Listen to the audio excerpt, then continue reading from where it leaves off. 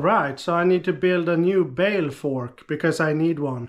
The old one that I have already, it was a homemade thing made in the 1980s, and it can only carry one bale, and I can't rebuild that frame to match the new type of attachment point that I'm using now. It's supposed to have 2 bale spikes, so I can carry 2 bales at a time. Because carrying one is just inefficient, and also I need to be able to use it both with the front lift of the tractor and with the loader, so it has to be interchangeable like that. I can use the same attachment thing because I have an adapter for the tractor. So I made a schematic so I have all the measurements and can cut all the pieces in advance, and then I can just weld it together. You can see it's carrying 2 bales. You can't really see the other bale, it's on the other side of this first one, but it carries 2 side by side. And also the height from the lower edge of the frame is about 45 centimeters. So and those are the important things. The rest is just I can change that if it has to be changed while I'm building it. So we'll see. Now I'm gonna add maybe 15 centimeters from the center of this bolt here, the locking bolt, and down to the lower edge of this whole frame, because when it's sitting on the ground you want it to be resting on this, and you need to be able to get below this hook here to get into here with the low front loader. So we want this to be a little bit off of the ground, because we have all tried to hook up an attachment without this distance, and it sucks.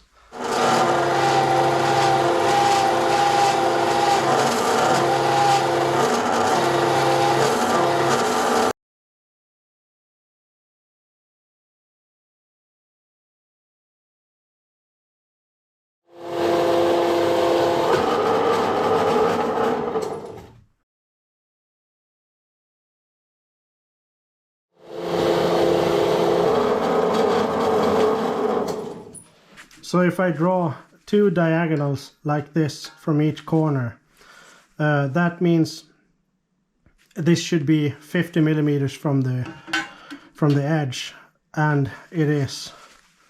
So that's great. My geometry teacher told me that.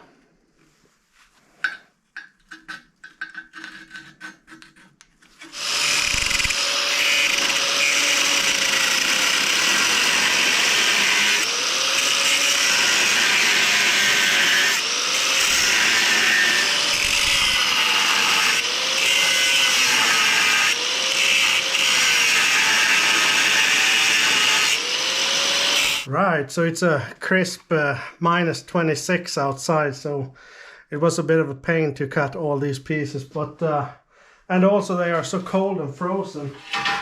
The plastic film is frozen, stuck to the pieces, so I have to wait for them to warm up a bit, and that's gonna take a while because it's only like +4 in here.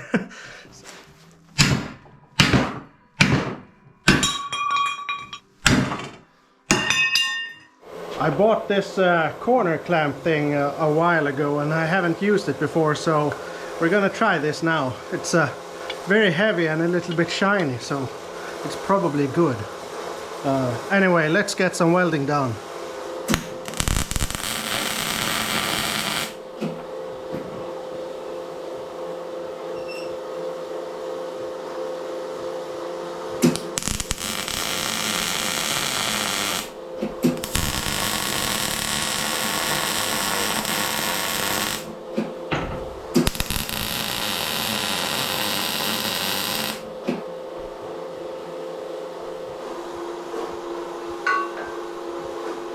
Oh, that's 77, and this is 75.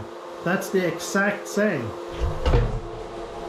I'm just gonna tack this on just by feel, because the corner clamp thing was heavy, and this frame is getting too heavy to handle it.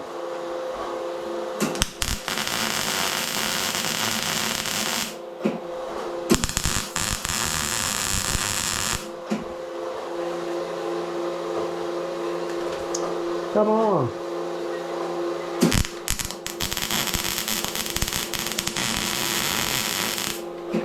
Wow, it's hard to weld standing on one leg.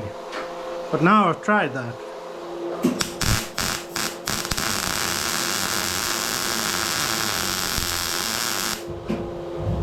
Alright, so this is basically what I was thinking.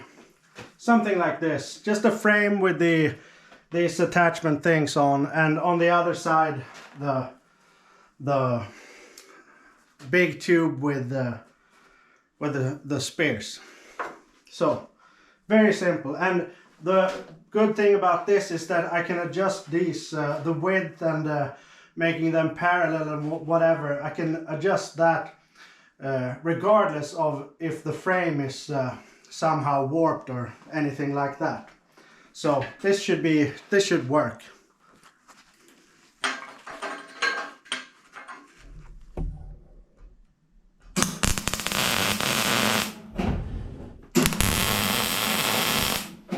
Fabricating all these small parts takes a lot of time, and but I think it's worth it because it just looks better to close off these all these tubes.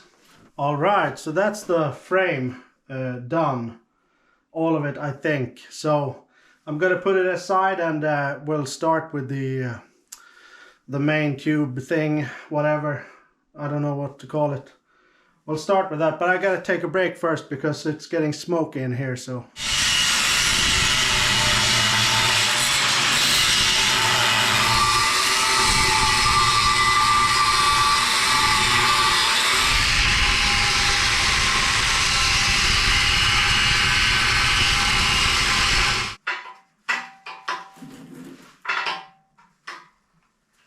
Right, something like that. I think this is gonna work great. This I left this side still here because I thought this would be a good guide to try to get these whatever to align, so I get them to point in the same direction, because otherwise it's gonna look stupid if the tines are basically cross-eyed.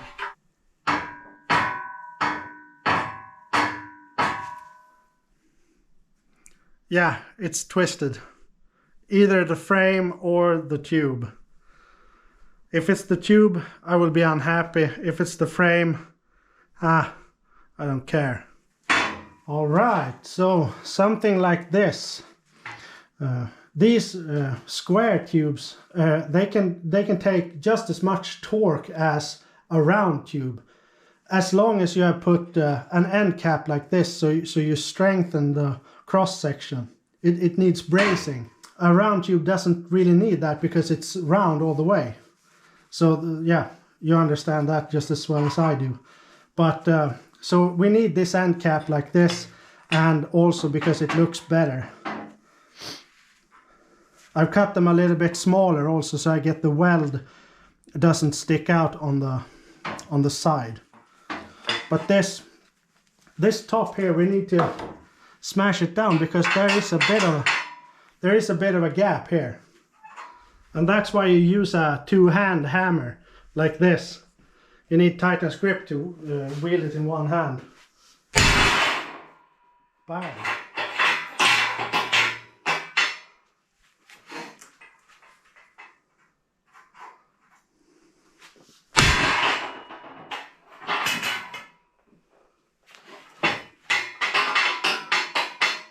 That doesn't work.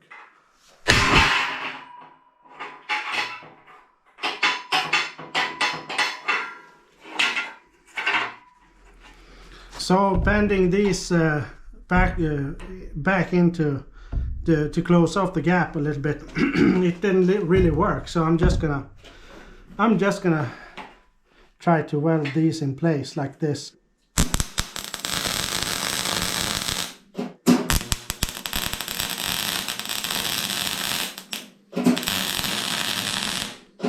Wow, there's a lot of rust here. That sucks.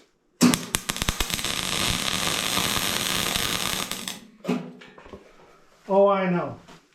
You also need the argon.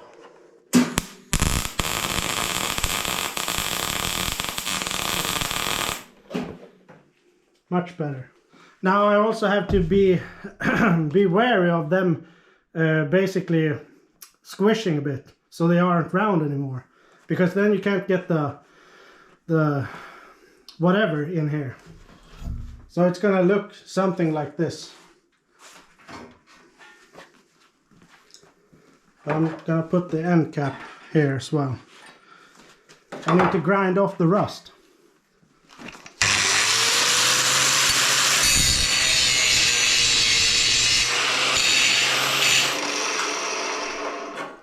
Like so. Oh, I also bought this magnet thing. Wow, it really sticks. I bought it a while ago and I haven't used it. It's a clamp for the ground, but you're supposed to put the wire directly here, but I mean, seriously, that's just, it doesn't really.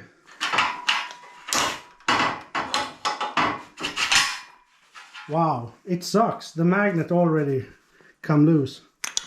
That's, oh, maybe it's not supposed to.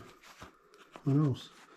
And it's spring loaded, the bolt in the middle, but it's very weak. So yeah,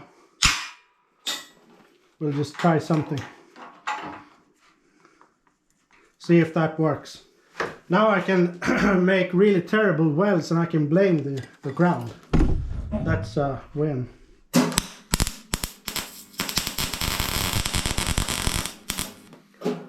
Yeah, the ground is actually bad.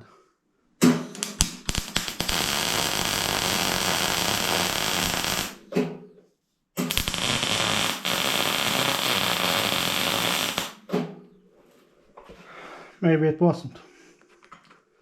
Who knows? So I'm also just gonna try to fill up these holes.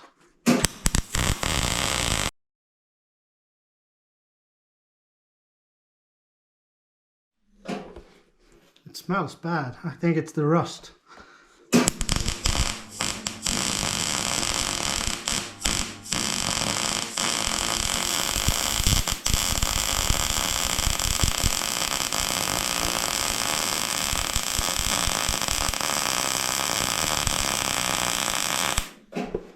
I don't know how good a weld that is actually, but who cares? If it comes loose, I will just weld it again.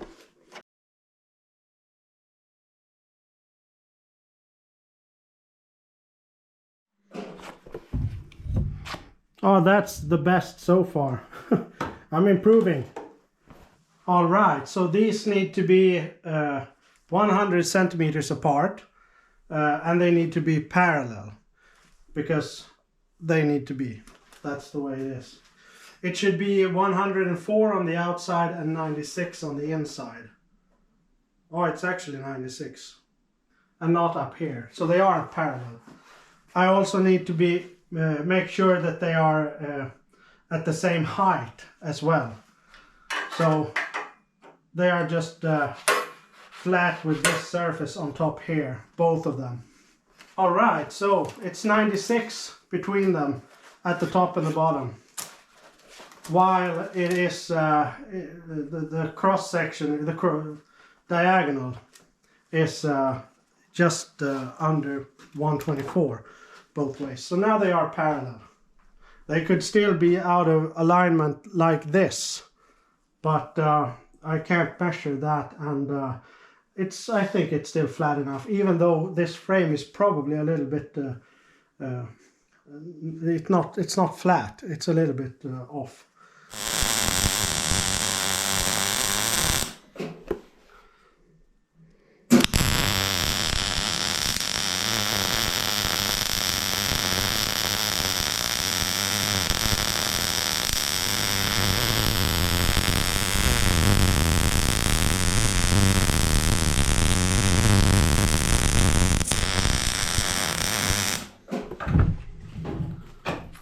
Welding like this on a vertical surface, you always get it. You get a bumpy weld because gravity pulls everything down. That sucks a bit, but it is what it is. Gravity is there. We can't do anything about it.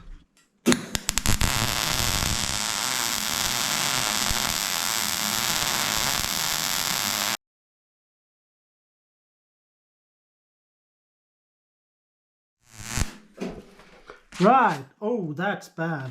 Look at that. Full of holes. Like a Swiss cheese.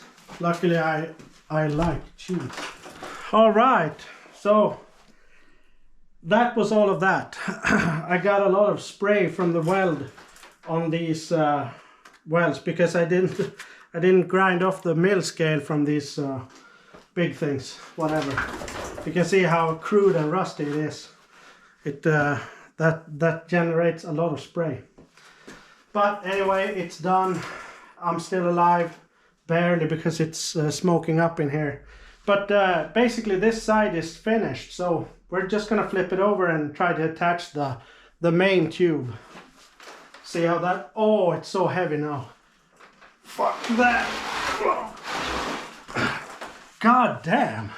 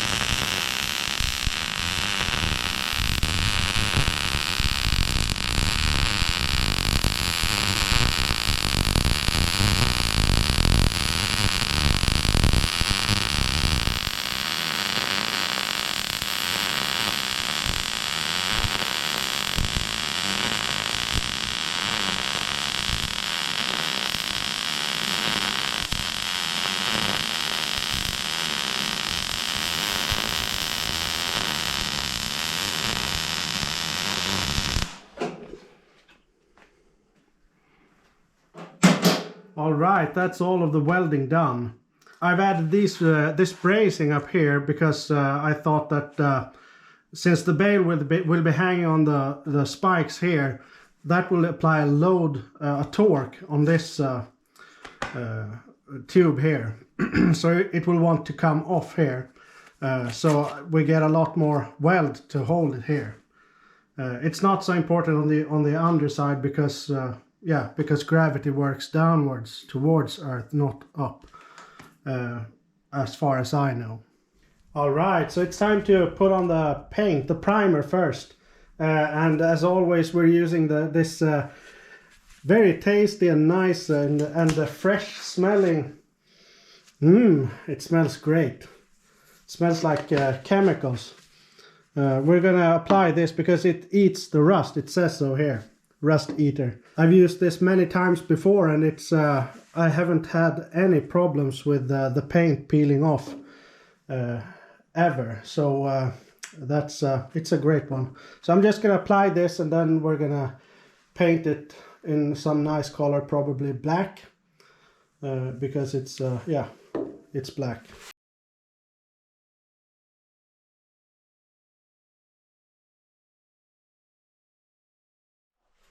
Alright, so that's 2 layers of rust-eating primer now. And now I gotta flip this burger to paint the other side. So, even more painting. Nice.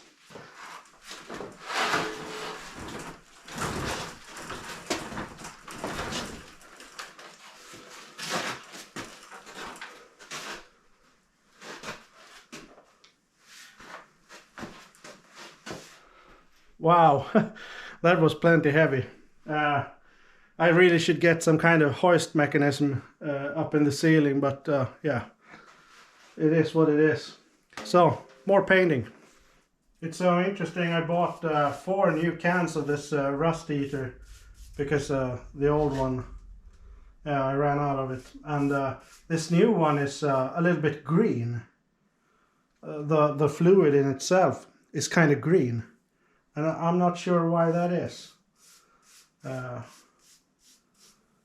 I thought at first it was picking up color from this container, but I don't think that's the thing because, yeah, well, who knows? Maybe this new one eats plastic. but I don't think so. It actually looks like copper. Anytime you're gonna paint something, it's a good idea to pour it into another container and don't dip the brush into the can, because you're gonna contaminate the paint. You can do it if you know that all of the paint will be used.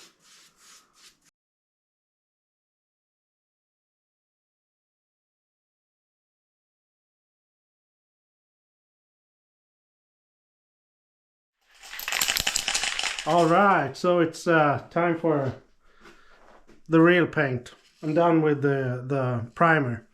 So I'm just gonna use this spray paint, just as usual, black as usual. So that's about it.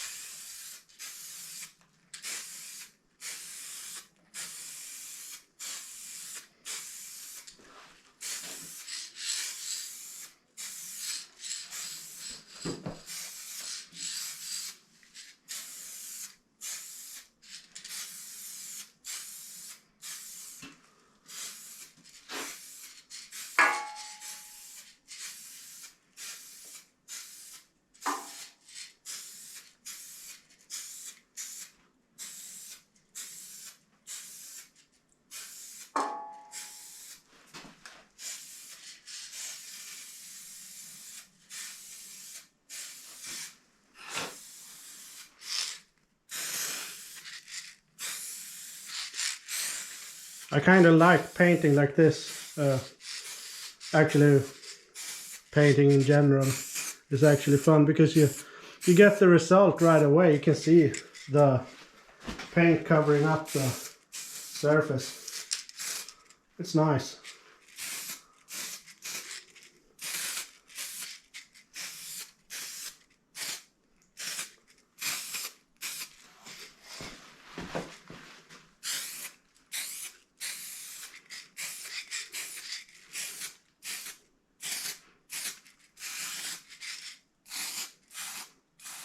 Oh, that's stuck.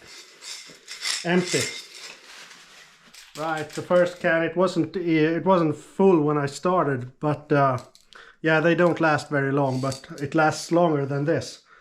So I'm just gonna use a new one. And also, I should wear a mask because I'm in such a small space here. It's it gets fogged up pretty quickly.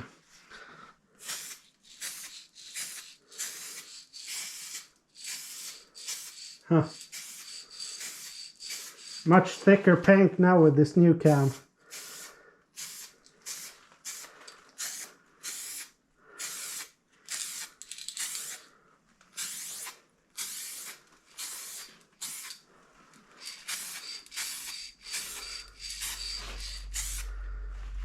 Oh.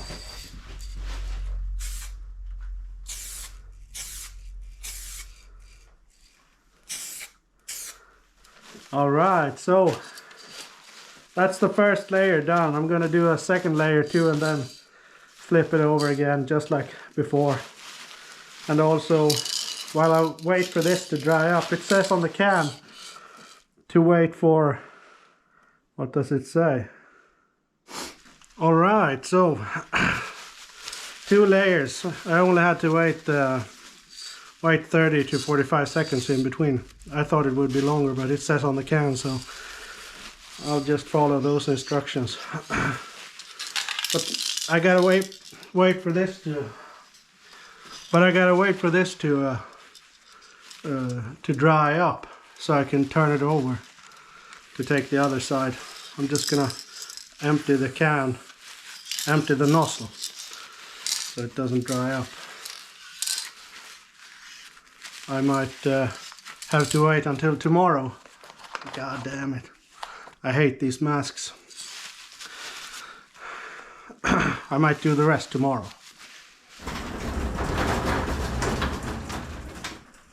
All right, so that's about it. I think it's done now.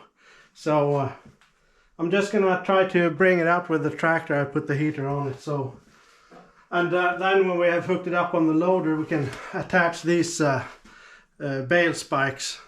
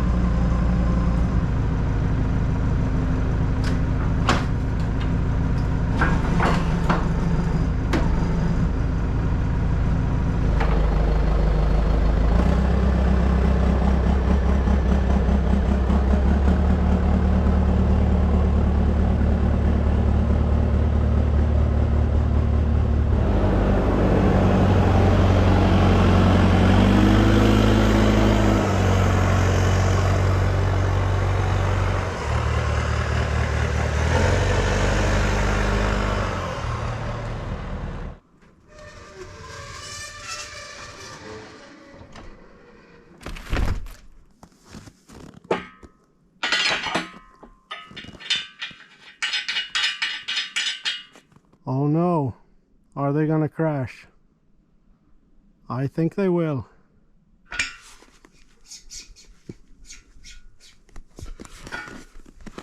Oh, one of them sped up a bit. He cheated.